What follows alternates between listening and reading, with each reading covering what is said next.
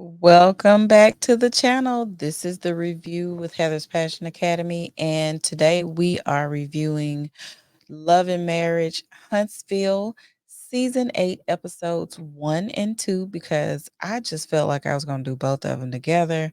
Y'all, I'm trying to be excited about this season. I took a long break from Love and Marriage Huntsville. If y'all have watched any of my former review videos, I took a break from it because they were starting to become very toxic. I didn't like it. And then I just took a break overall. So I'm kind of jumping back into doing reviews on this channel. So hopefully you guys will stick around and will like what I have to say. Again, uh, chat, let's see, season 7, which was last season, I saw a few things on there that I almost went live about and I almost wanted to do reviews on. Then I said, you know what? Mm-mm. But I decided this would be the season that I come back and start doing reviews. And boy, did I pick a season to start doing reviews. So we're going to get into it and talk about what happened on those seasons. And I'm going to just catch up the seasons as it goes that way. So this video today will be season 8, episode 1 and 2. And then we'll talk about all the other stuff later. So let's just get into it. Um, so the season opens up with them reviewing. Basically, you're pretty much getting an overview of what happened over the past, between the recording of this season and the wrap up of last season, including the reunion. But this particular episode was pretty much dedicated to catching up with what happened with Martell. As we all know, earlier this year, Martell was arrested for some things that he had allegedly done. I'll say allegedly, but the charge was some DV charges there and some other things that happened. um, so we see that Melody is at her home and talking to her security people. They want to secure the premises because of what all has happened. She's looks like she's hiring more security, and they want to make sure they just get the property secured so that she and her children can feel safe at home. Then we cut over to where Martell's at home with his mom, which, like I said, she's pretty problematic for me because I feel like Marlene is just one of those type of moms. You have all different kinds of moms and women and everything. She's an enabler kind that doesn't see that anything that her son does is wrong. She don't, she's always got his back, even if he needs swift kick in the butt. She's always got his back and always, saying something slick about Melody. And I just don't like that about her. And she said she couldn't believe Mel would do anything like this. You know, he's talking about what happened. She felt like she's being vindictive and all these things. And, here's the thing. Uh, you know, People wouldn't be able to do what they do as far as like have him arrested if he wasn't doing something to cause that issue to happen. So you get a lot of conversation between the two of them, which is pretty much more and more of the level of, well, she shouldn't do her children's father like that. So you're getting a lot of that kind of conversation happening. So they discuss, why he got arrested, and basically, Mel had put in had gone to the magistrate, and they put out a warrant for his arrest. And so when he went into the police station, they let him know that there was a warrant out, and that proceeded to the arrest and everything proceeded to happen where he had to turn himself in. Um, she is basically one of those moms, like, just, what goes, you just made one mistake. What happens between y'all happened between y'all. Them kids don't need to know all these things. Y'all, I am very much paraphrasing what happened because it was a lot of noise not a lot of accountability, and more so just a lot of excuses as to why he has the behavior that he has. And I don't care for that type of attitude. And especially the nature of what happened. I'm none too pleased about how that went down, and I'm just very surprised. Not really surprised, but I would figure that, especially what he did and how he did, I would hope that his mom would hold his foot to the fire a little bit better than that, especially if somebody that's the mother of your grandchildren. They, it's a ridiculous situation. Anyway, we skip over to Melody talking with her brother at her kitchen about kind of like about everything that's going on. And then Carlos pops in on FaceTime to kind of discuss the podcast that they're going to be having in town and ask her how she's doing regarding the arrest. So they talk about that a little bit. They go into it, and she says she's fine, she's safe, and nothing else to talk about. So they talk more about the upcoming live podcast that they're going to be doing together. He's going to come in town and do that. So Stormy and Nell are in the next scene, and they kind of, you can tell this scene is kind of together to just discuss what just kind of catching up with each other. Nobody seems like nobody really has friendships outside of when the show is filming. So they're just kind of catching up on everything, talking about what's going on. Now, as an aside, I grew to like Stormy over the past few seasons. I wasn't too much of a fan of hers.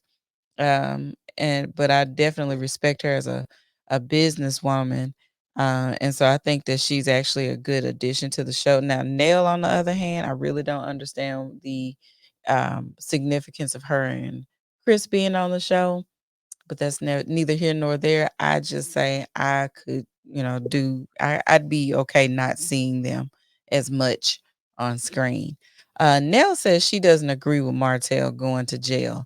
And that's a problem for me because she's always like, I don't know about this. And, but, she took her husband back after they had a whole cheating situation. So she just has a different way of looking at things. That's the way I look at stuff. She just has a different way of looking at things, but at the same time, I think that some of the ways that she handles information when it comes to the relationship between Melody and Martell, it can be dangerous and problematic for them to move forward. Anyway, they bring up the ex producer Sonny and Destiny's ex Moses getting married.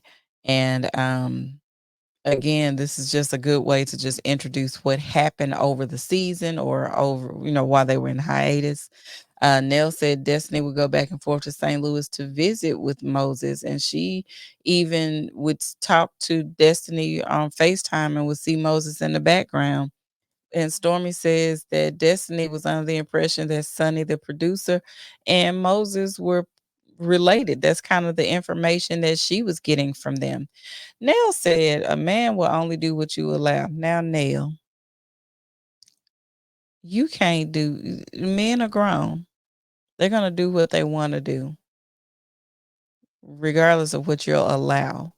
When you say what you allow, you can say, you know, things that you will allow to happen at your house or things that you're okay with that a man will do.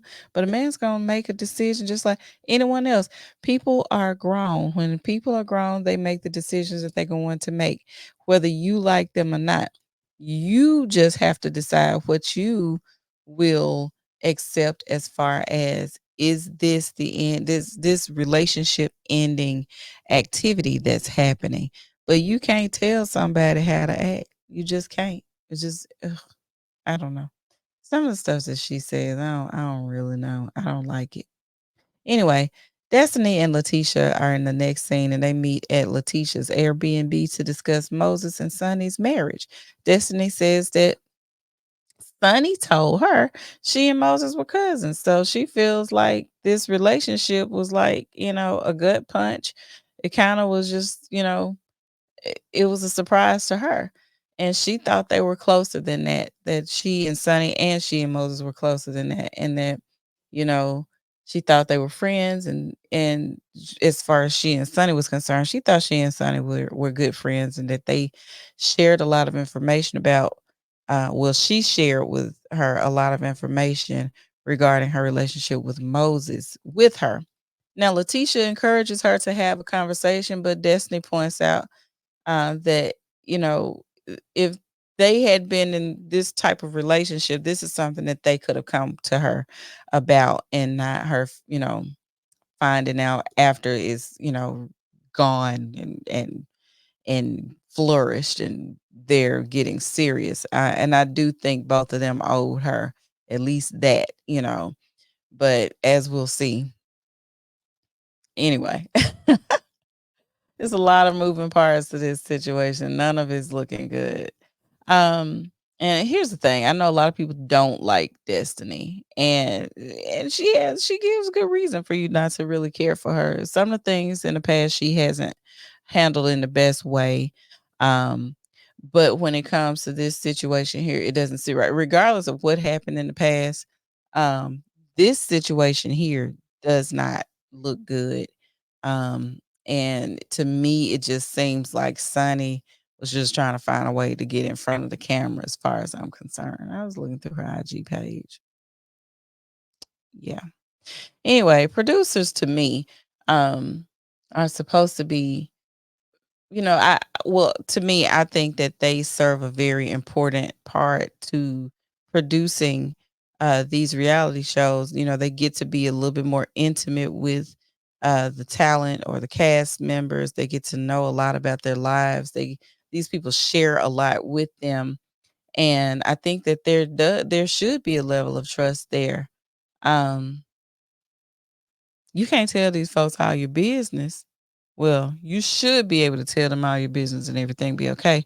But we're finding that you can't tell them all your business because it looks like they use that information against you. But again, something tells me that this situation with Sonny and Moses just seems too orchestrated. Letitia says, I guess you can't help who you fall in love with, but you can help who you entertain. And I kind of agree with her on that. They all talk about going to the live podcast about how they won't be in attendance. And because of certain things, Tisha says I ain't get no invitation. So yeah, she's not gonna be going to the podcast, and neither is Destiny. Going over to the live podcast as you see it, well, not as you see, but we see that everybody's going to the podcast, and Carlos is having a great time, ready to step on stage and do his thing. Melody's all there with her black and white outfit on. And I just want Carlos to stay behind the scenes though. I just do. It's just for me. I want him to stay behind the scenes. But at the live podcast, there was mention that Melody didn't get to go to her prom, so he dubbed her. Carlos dubs Melody the prom queen, and so he gives her a tiara and a sash. And I'm like, why y'all didn't iron that sash? But anyway, so they talk about different things. They talk about her being a producer on a top rated show on OWN. They talk about her relationship, basically how we see a lot of the things that happen in her relationship happen on the show. Um, she talks about not being sexually satisfied, and they get into that pretty good. And this is where I want to kind of get into the conversation about what she was talking about, because she was saying she had not in her marriage experienced having an orgasm during sex. And with Martell, she said that around Martell last season, and he said to everybody, "She's a lie. She didn't had orgasms and everything." And I just want him to understand you can't tell nobody what they what they've experienced. You just whether or not you want to agree with it, you cannot tell someone what their experience of especially orgasms and things like that are. You just can't do it, sir. But I'm going to get back on camera just for a second because I do want to talk a little bit about the pleasure gap, which is kind of what Melody was talking about because she said she has an experience. You don't miss what you never had. And for about a good, I'll say 60 to 70% of women, a lot of times when we're talking about the pleasure gap, we're talking about not experiencing in a heterosexual relationship. In heterosexual relationship, let me say that again.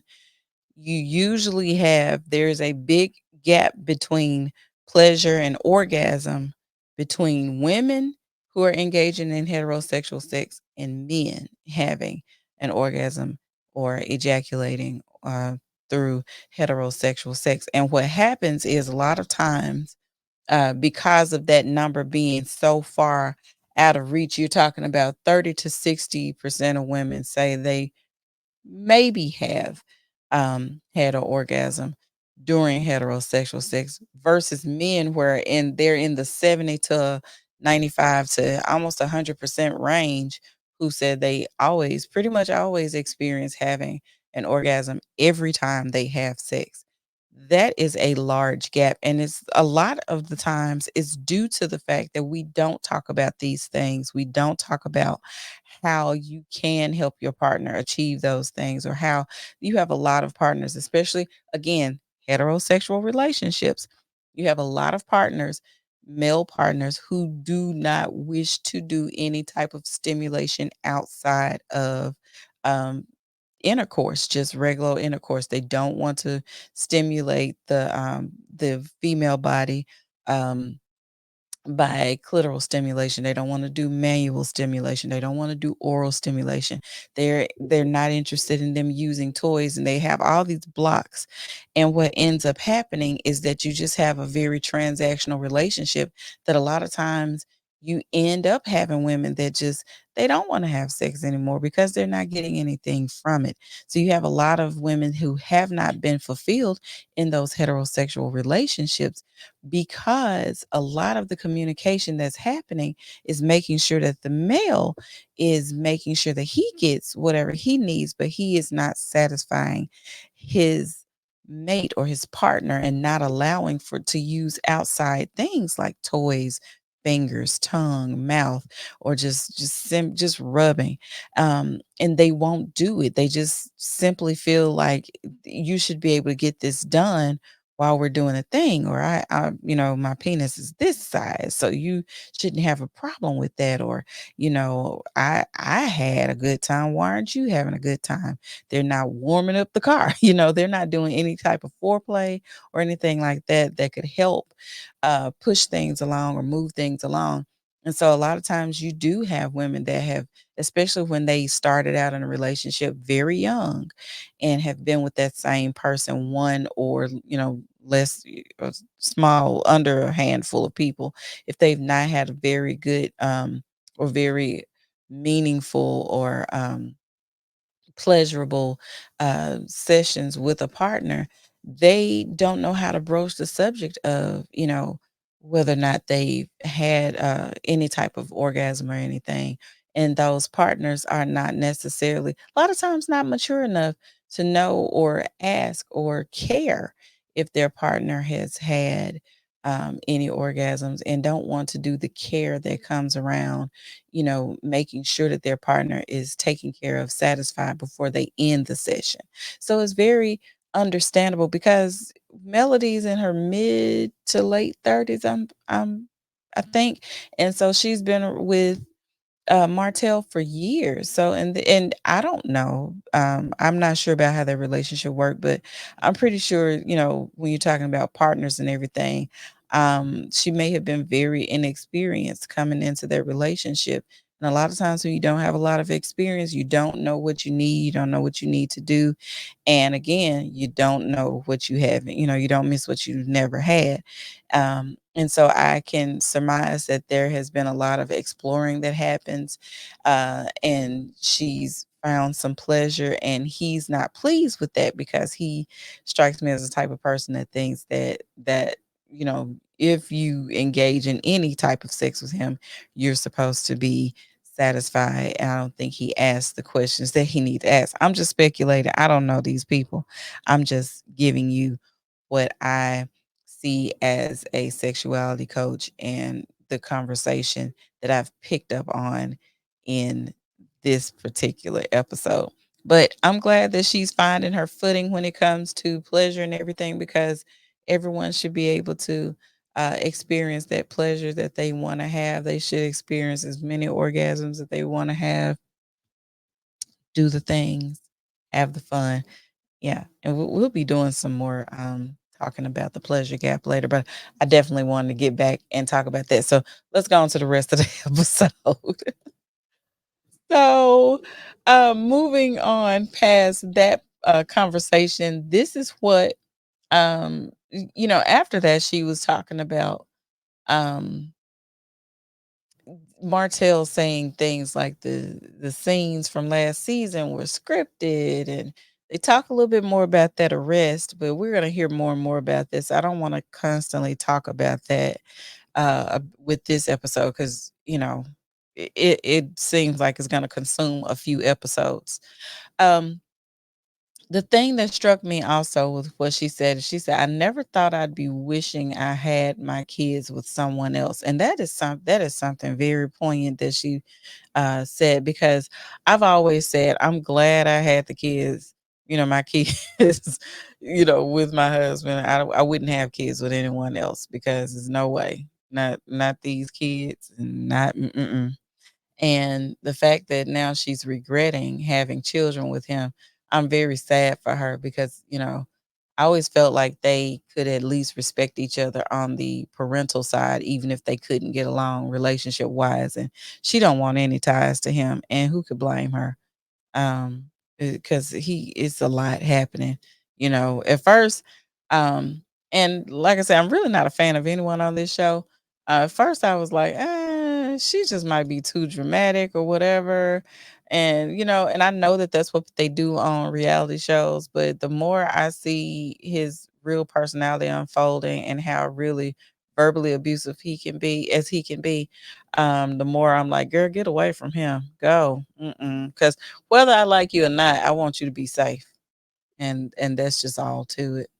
So they got talk a little bit more at the podcast about the Sonny and Moses relationship. They talking about the gossip and everything. Next thing you know, Carlos is bringing Sonny and Moses out, and this is where the episode pretty much ends. And at this point, I'm just like, y'all, this show has gone way off the rails of what it was supposed to be about. I thought it was more so about friendships, marriages, and seeing them being um business people, and now we just into gossip and gossip and gossip and gossip. Um and also just this whole relationship going haywire, as far as Melody and Martell's relationship going haywire. It's just disappointing. But that was the end of episode 1. Let me jump right into episode 2. So, you know, let's do this. Let me give y'all a couple of seconds to get yourselves together so that you can be ready for episode 2. I'm gonna put a little B right back here so y'all can, pause the video and go grab you something to drink.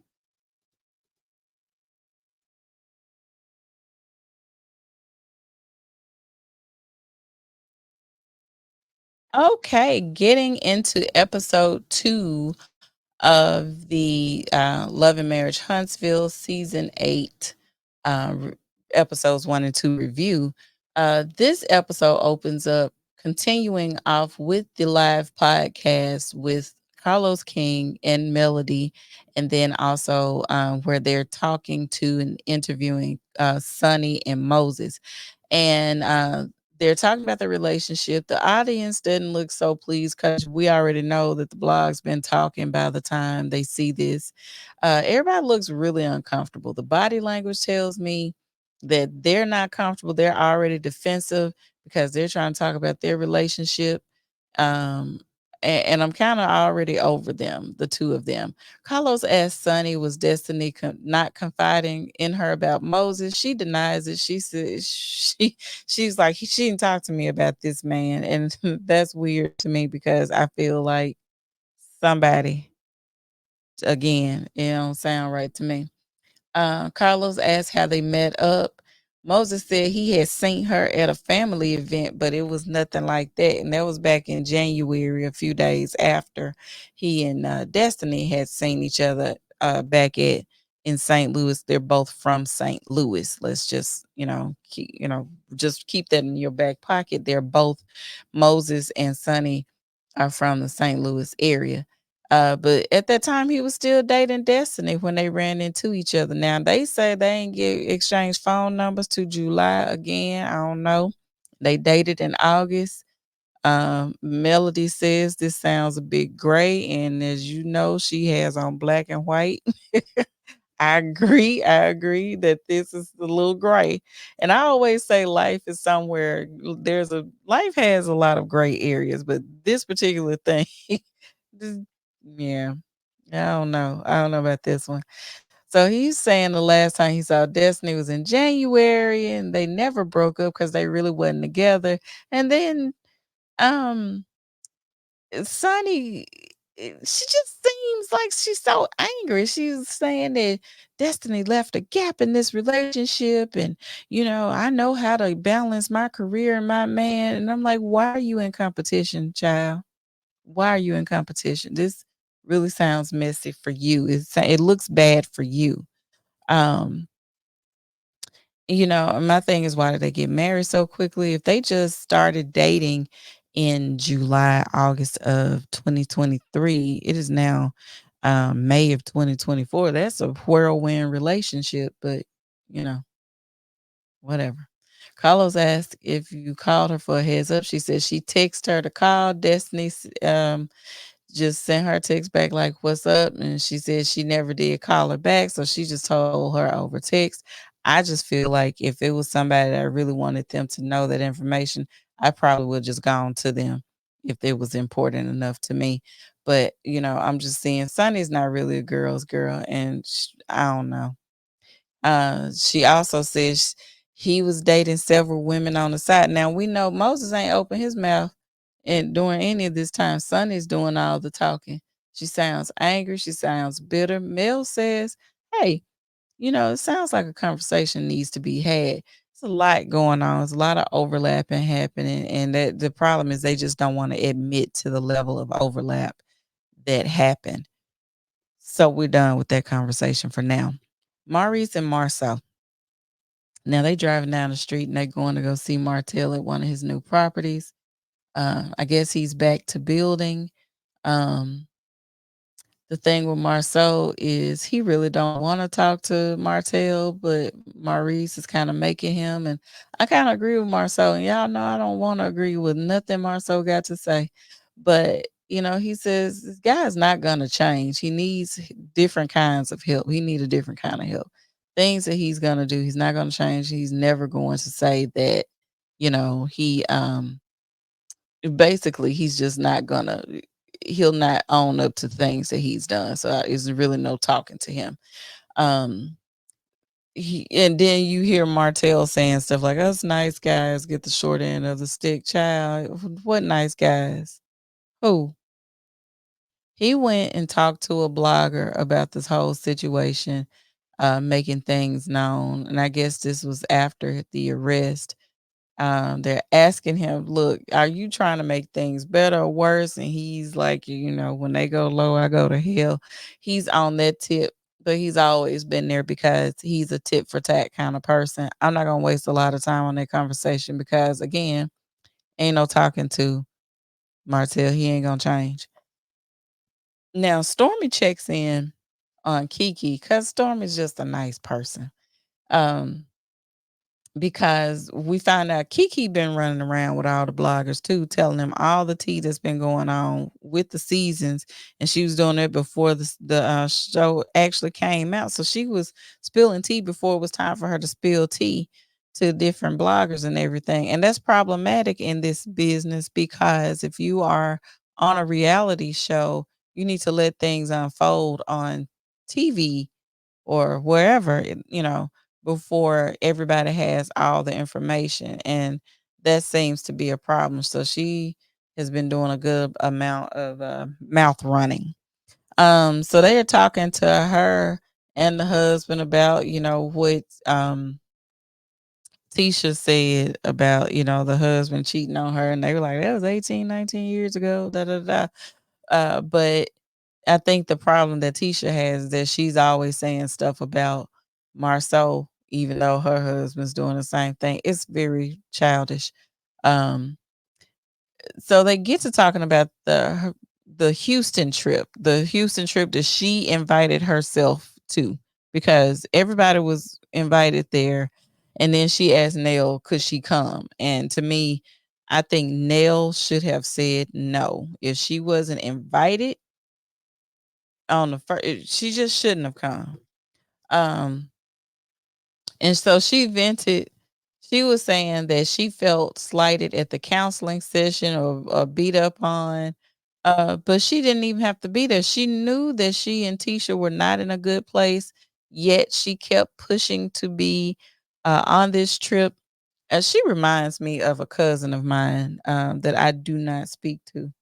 Um, that I have made it clear that I do not want to be in the same room with this person, and they will continually try to make their way to be in a room with me, even if I've said I don't. I don't have anything to say to you. I'm very much one of those people. When I'm done with you, I'm done, and I don't want to be in the same room with you. But I'm not gonna start any mess. I'm just not gonna talk to you.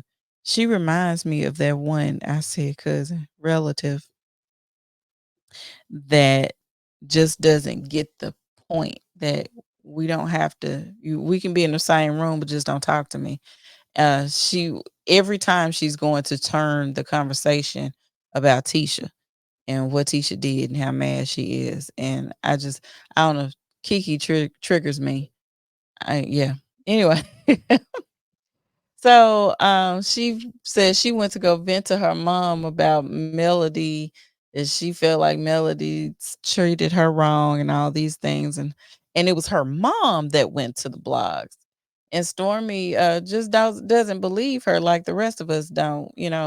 She keeps trying to blame it on her mom, but the thing that she doesn't understand is, if you go and tell your mama about everything going on, you still the problem, because you're sharing, you know, pretty much, uh, brand secrets, or, whatever you want to call it, industry secrets, with someone that's not a part of the show. If you needed to vent, you could have called Stormy. You could have called anybody else, but she went to talk to her mom. This is what she says. We don't believe it. Um, so Stormy tells her that moves like that jeopardizes what they have going on, because they film their lives for the world to see. And personally, I don't get why she doesn't understand that. It just seems like Kiki is more so ready to just, she's so focused in on getting back at Tisha that it can cost her whatever, and she's okay with that.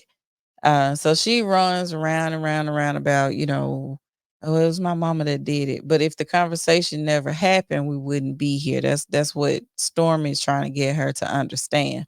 And she was telling her, look, I'd feel better if you just said, look, I messed up.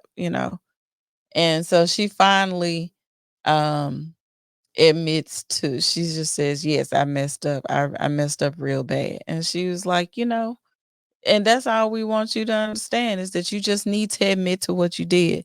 Now, Stormy doesn't know if she can trust Kiki now at this point. I know I wouldn't. Now, going to the next scene, we got Tisha and Kimmy meeting up, and they kind of catch up with each other. I'm guessing this is the beginning of the year. So they go, I hadn't seen you all year. I'm pretty sure it's New Year. So it was probably like January 4th or something like that. Who knows? So they talk about Tisha's trip to South Africa, and just kind of having a good old sister-in-law meetup time. And you can tell that they kind of have a better relationship now than they did a few years ago, because it was touch and go for a minute with those two. So I'm glad to see that they are back, kind of on the same page. Tisha is a little surprised because Kimmy invited Sonny to the restaurant, and that's because Kimmy said, I heard Sonny was in town. I just want to get to the bottom of some of this stuff. Um, She said she want to know if the rumors are true because she was like, we're all friends, and Destiny is our girl, and we just want to make sure the rumors are true. And Tisha jumped straight on in talking to Sunny. She was like, listen, pretty much grilling her. And I think what's funny about that is that you need friends like that that's just like, you know what, that's cool, but let's cut all this. What's going on? And Sonny wasn't ready for it because I guess she wanted everybody to just congratulate her without there being any controversy or whatever. And Tisha said, hey, this kind of looks bad. It's like you kind of breaking girl code and things like that. Um, She's saying that she and Destiny wasn't really friends, and she keeps saying that she's just gonna be loyal to herself. She keeps trying to put a PR spin on this relationship. I'm not trifling because I found love. I'm gonna thank Destiny for this relationship. It was our destiny to meet. All of this sounds bad. I don't care what you say. I don't care how you say it. I don't care how many times you try to defend yourself and your new little husband and everything. This relationship looks bad. Everything that you're saying looks bad, sounds like you were calculating, sounds like you were using a lot of information that you knew about this dude. This dude ain't saying too much, but you doing all the talking. And I look, but if you like it, whatever. So anyway, like I said, we're not gonna spend a lot of time on this. Kiki goes to see Mel at rehearsal. I guess she's on tour or she got something coming. Mel always doing something. I guess she gonna perform. I don't know. I'm not sure. Okay. I don't keep up with that. She wants to clear the air about the Houston trip.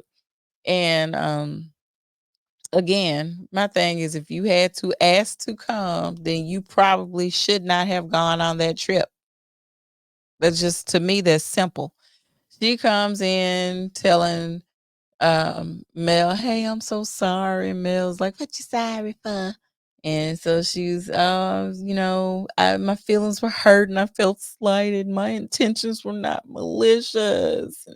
And I'm just so angry with my mom for going to bloggers, and I feel. Yeah, okay, whatever, girl. Whatever. Mel was saying in 6 months, that's when all this stuff happened. She never once called her and be like, hey, you know what? I messed up real bad. I ran my mouth, blah, blah, blah. She's saying, I have a tough time with confrontation. Mel reminds her, you don't, because you threw a whole drink in your cousin face. And there she go talking about her cousin. I'm talking about people who are really good to me, and she hadn't been good to me.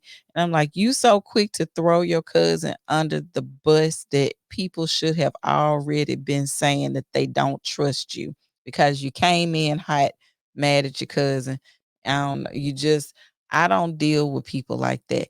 As many times as like I have a lot of family members, I will never say who I have problems with publicly.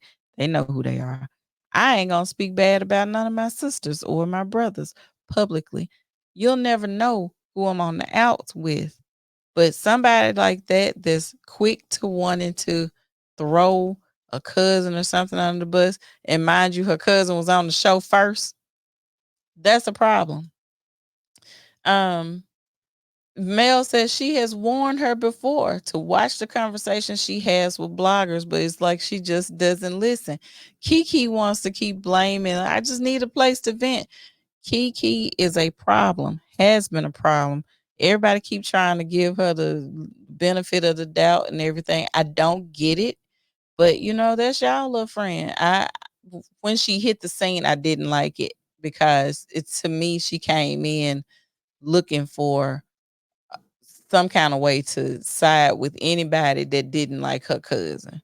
And I'm like, this is not a good look for you. I'm like, your mama already don't need to be on the show.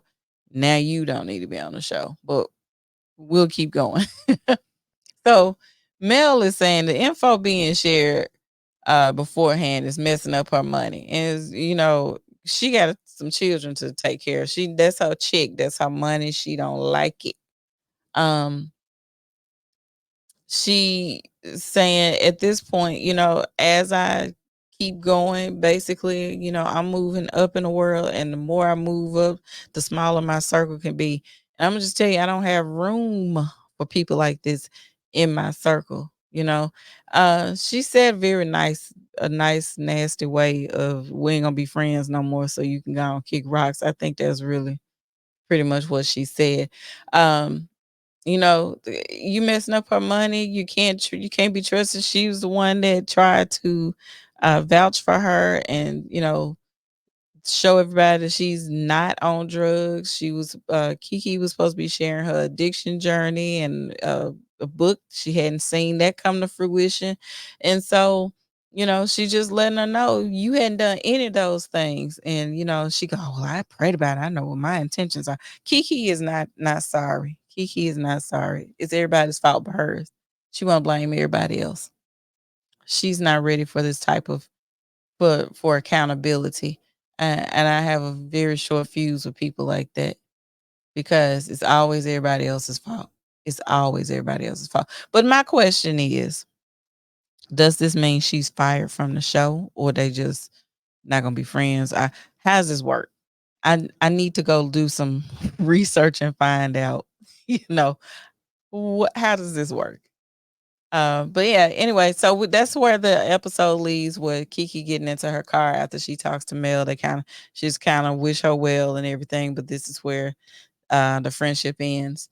And pretty much that's where it goes. So that's the end of that episode. Listen, in the next video or so, we're going to talk about episode 3, and the new people that they're bringing up this season, that are friends of Stormy. So we'll get to talk a little bit about them in the next video.